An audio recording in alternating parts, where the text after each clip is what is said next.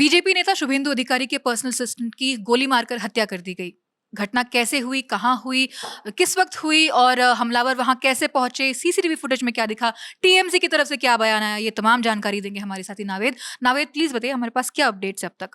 देखिए, सबसे पहले तो बेसिक इन्फॉर्मेशन जो है वो दर्शकों को अगर नहीं पता है तो वो बता दूं कि बीजेपी नेता शुभेंदु अधिकारी जिन्होंने हाल ही में पश्चिम बंगाल की सीएम ममता बनर्जी को चुनाव में हराया है, उनके पर्सनल असिस्टेंट जो जिनका नाम है चंद्रनाथ रथ, उनकी गोली मारकर हत्या कर दी गई है। उनको हमलावरों ने लगातार गोली मारी और ये 6 मई की तारीख को हुआ है सब कुछ।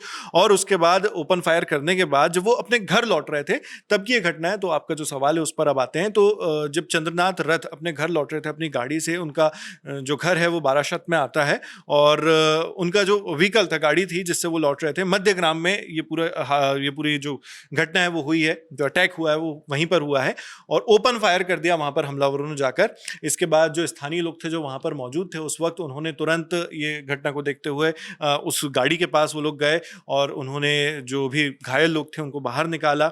इसके बाद जो एक घायल के हवाले से जो जानकारी आ रही है इंडियन एक्सप्रेस की रिपोर्ट के मुताबिक, वो मैं आपको बता दूं। एक चश्मदीद बताता है कि हम वहीं पास ही में खड़े थे और एकदम से हमें गोलियां चलने की आवाज आई जो कि गाड़ी पे, एक कार पे चलाई जा रही थी। और जब हम मौके पर पहुंचे, जो घटना स्थल था वहां तक पहुंचे, तो हम लोगों ने देखा कि दो आदमी बाइक से भाग रहे थे तेज रफ्तार में। ये एक चश्मदीद ने बताया और पुलिस ने तुरंत ही, जैसे ये सारी घटनाएं हुई उसके बाद पुलिस ने तुरंत इन्वेस्टिगेशन शुरू कर दिया है। सर्च लगातार किए जा रहे हैं, जो हमलावर थे उनको ढूंढने की कोशिश की जा रही है। वहीं जो घायल हैं इसमें, उनको प्राइवेट हॉस्पिटल ले जाया गया, जिसमें डॉक्टर बताते हैं उस प्राइवेट हॉस्पिटल के कि 2 लोग उनके पास गंभीर घायल अवस्था में लेकर आया गया था, उनको लाया गया था और उन्हें इमरजेंसी वार्ड में शिफ्ट कर दिया गया। एक जो व्यक्ति था वो ब्रॉड डेड था और ये वही है जिनकी हम बात कर रहे हैं, चंद्रनाथ रथ, उनके जो पीए हैं थे अब तो, शुभेंदु अधिकारी के। इसके बाद उनका जो अलग जो एक और व्यक्ति था वो उनका ड्राइवर था, जिसने, उसको भी गोलियों की उसमें इंजरीज हुई हैं, जख्म आए हैं उसको, और उसके हाथ में और दूसरे अन्य बॉडी पार्ट्स में वो जख्म पाए गए। इसके अलावा डॉक्टर बताते हैं कि उसको तो हम लोगों ने बचा लिया किसी तरह और उसको दूसरे हॉस्पिटल में शिफ्ट कर दिया गया है। इसके अलावा जो चंद्रनाथ रथ थे उनको 3 गन शॉट लगे हैं, ये बताया गया। 4 राउंड फायरिंग शायद उन पर की गई थी अभी तक के जो जानकारी मिली थी, जिनमें से 3 जो है, 3 के घाव डॉक्टर्स को मिले जो वो बता रहे हैं, और 2 उनको छाती में मिले, एक उनके पेट में मिला। और जाहिर है कि ये जो घाव थे ये जानलेवा थे, जो गोली चलाई गई वो जानलेवा थी। और इसी वजह से जो 40 साल के लगभग उम्र थी चंद्रनाथ रथ की, और वो इन्हीं जख्मों के चलते और इन्हीं जो फायरिंग है उसके चलते उन्होंने अपनी जान खो दी। और यहाँ पर एक और बात मैं बता दूं कि उनकी एक पहचान ये भी है कि वो air force personal, farmer air force personal, यानी इससे पहले राजनीति में शुभेंदु अधिकारी के पीए बनने से पहले वो भारत की वायु सेना में अपनी सर्विसेज दे चुके हैं।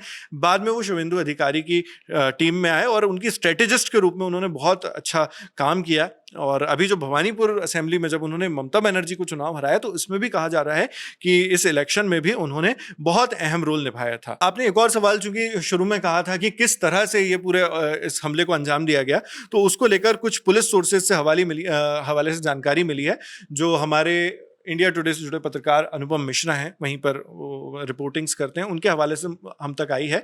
तो उन्होंने पुलिस सोर्सेज के हवाले से बताया कि ये जो पूरा हमला था इसको अंजाम 2 गाड़ियों ने दिया। 2 गाड़ी वहां पर मौजूद थी उस वक्त, एक 4 व्हीलर थी और एक उसमें जो थी वो बाइक थी। और इसके अलावा वो लोग जो बता रहे हैं जो वहां पर मौजूद थे उस वक्त, उनकी जानकारी के मुताबिक जो बाइक थी उसमें रजिस्ट्रेशन नंबर नहीं था, है ना। जनरली आप जानते हैं कि इस तरह की जब भी घटना की जाती है तो अपनी पहचान छुपाने के लिए कि किसी तरह पकड़ में ना जाए, इसके लिए इस तरह से किया जाता है। तो जो कार थी वो लगातार फॉलो कर रही थी चंद्रनाथ रथ की कार को, और उसके पीछे पीछे एक 2 व्हीलर भी चली आ रही थी, बाइक जिसका बार बार जिक्र हो रहा है।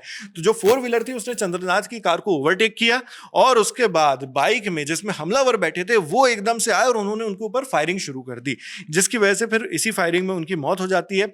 और इसको लेकर अभी और ज्यादा डिटेल्स खंगाली जा रही है, जैसे मैंने आपको बताया कि पुलिस अभी इन्वेस्टिगेशन कर रही है और सीसीटीवी फुटेज भी जो है उस आसपास के इलाके के जसोर रोड जो है वहां के, और जो घटना हुई जहां पर, तो उसके पूरे सीसीटीवी फुटेज भी खंगाले जा रहे हैं पुलिस में। और इसके अलावा जो आई विटनेस वहां पर मौजूद थे उनको भी बुलाया जा रहा है, उनसे भी बातचीत की जा रही है कि वो अगर कुछ इंपॉर्टेंट इंफॉर्मेशन उसमें बता सकें। तो जैसे हमने भी अभी इस वीडियो की शुरुआत में बताई, जो विटनेसेस हैं वो बता रहे थे कि जो मैंने आपको भी बताया कि रजिस्ट्रेशन प्लेट वहां पे उस गाड़ी में नहीं थी। जी, टीएमसी की तरफ से कोई बयान आया?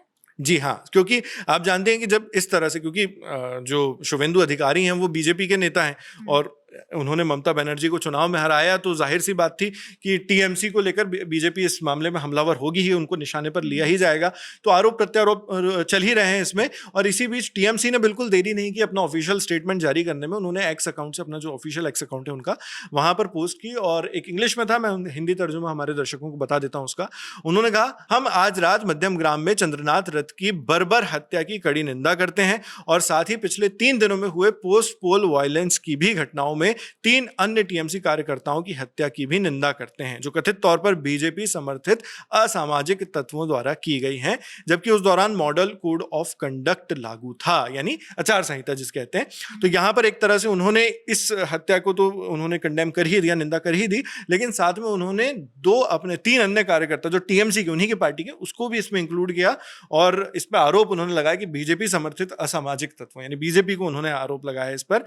इसके आगे उन्होंने कहा कि हम इस मामले में सबसे कड़ी कार्रवाई, स्ट्रॉन्गेस्ट पॉसिबल एक्शन जो है उसकी मांग करते हैं, जिसमें कोर्ट की निगरानी में सीबीआई जांच की जाए, शामिल हो, ताकि जिम्मेदार लोगों की पहचान की जा सके और उन्हें बिना किसी देरी के न्याय के कटघरे में लाया जा सके। यानी टीएमसी ने यहां पर इसको लेकर जांच की मांग भी कर दी। और गौर करने वाली बात यह भी है कि आम मांग नहीं की उन्होंने, सीबीआई जांच की मांग की है, जबकि अब पुलिस का जो कमान है वो धीरे से शिफ्ट हो जाएगी जैसे ही सरकार में परिवर्तन होगा। तो सरकार बीजेपी की बनने वाली है, जिस तरह से आंकड़े आए हैं उस हिसाब से।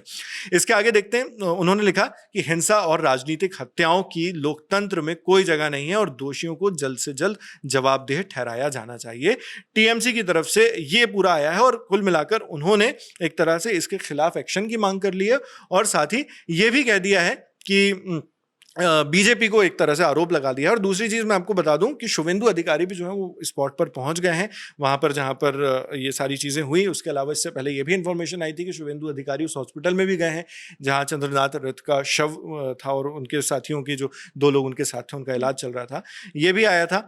इसके अलावा बीजेपी को लेकर भी कुछ इसमें प्रतिक्रिया आई है। बीजेपी के एक नेता हैं केया घोष, उनकी तरफ से आया है। उन्होंने कहा कि चंद्रनाथ रथ, या चंद्रा जो है वो प्रेम से कहते हैं, वो शुवेंदु अधिकारी के पीए के रूप में जाना जाता था और उनको पॉइंट ब्लैंक रेंज में मध्यम ग्राम में उनको अटैक किया गया, शूट किया गया है। और उन्होंने भवानीपुर में शुवेंदु अधिकारी के लिए बहुत ज़्यादा मेहनत से काम किया और एक ऐतिहासिक जीत दिलाई ममता बनर्जी के अगेंस्ट। और अब जो है, आप इसके डॉट्स को जोड़िए, ये बीजेपी कह रही है, इनके डॉट्स को जोड़िए।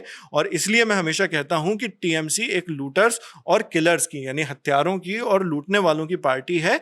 और शुवेंदु के पीए ने इतने अच्छे से उनके लिए काम किया, इसी वजह से बीजेपी का ये मान बता रहा हूं, उन्होंने कहा कि शुवेंदु के पीए ने उनके लिए बहुत अच्छे से काम किया और इसी वजह से टीएमसी इन्होंने गुस्से में आकर टारगेट किया, फ्रस्ट्रेशन के साथ, अपने गुस्से के साथ, एंगर के साथ। और अब जब नई गवर्नमेंट बन जाएगी तो जो शूटर्स हैं उनको लेकर, जो पीपल थे, उन लोगों ने, जिन लोगों ने सुपारी दी है इसके चंद्रा के खिलाफ, उनको नहीं बख्शा जाएगा, ये बीजेपी का कहना है। जी आकांक्षा। अभी शायोनी घोष की तरफ से भी एक बयान आया है जिसके बारे में नावेद आप ही बता दीजिए प्लीज। जी, शायोनी घोष जो खुद भी टीएमसी के सांसद हैं, उन्होंने अभी हाल में, जब हम ये वीडियो शूट कर रहे हैं उसी दौरान ट्वीट करके अपना इसमें रिएक्शन दिया है। कहा है कि एक्सट्रीमली डिस्टर्बिंग इंसिडेंट था जो चंद्रनाथ रथ के साथ हुआ है और पार्टी लाइन से बियॉन्ड जाकर, उसके आगे जाकर जो पॉलिटिकल और आइडियोलॉजिकल डिफरेंसेस हैं उससे भी आगे जाकर, कौन पावर में है कौन नहीं, ये सारी चीज़ों से हटकर रिस्पॉन्सिबिलिटी है लॉ एंड ऑर्डर मेंटेन करने की और ये सुनिश्चित करने की सेफ्टी वहां पर बनी रहे।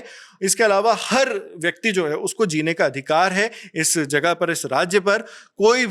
कोई भी लाइफ इस तरह से नहीं जानी चाहिए, किसी की भी जिंदगी इस तरह से नहीं जानी चाहिए। मैं पुलिस एडमिनिस्ट्रेशन से रिक्वेस्ट करती हूं कि वो कड़ा से कड़ा एक्शन ले और बहुत स्ट्रॉन्ग मेजर लिए जाने चाहिए जो भी इसमें दोषी पाया जाता है, जो भी इसमें सम्मिलित है उसके खिलाफ, ताकि जो भी वायलेंस हो रहे हैं पिछले कुछ दिनों से, उनके खिलाफ यहाँ पर एक्शन लिया जा सके। ये शायोनी घोष जो टीएमसी के सांसद है उनने कहा है। जी, थैंक यू नावेद। इस खबर में जो भी अपडेट्स आएंगे वो हम आप तक पहुंचाते रहेंगे। मेरे साथ नावेद हैं, मैं हूं आकांक्षा गोगोई। आप देखते रहिए दी ललन टॉक। शुक्रिया।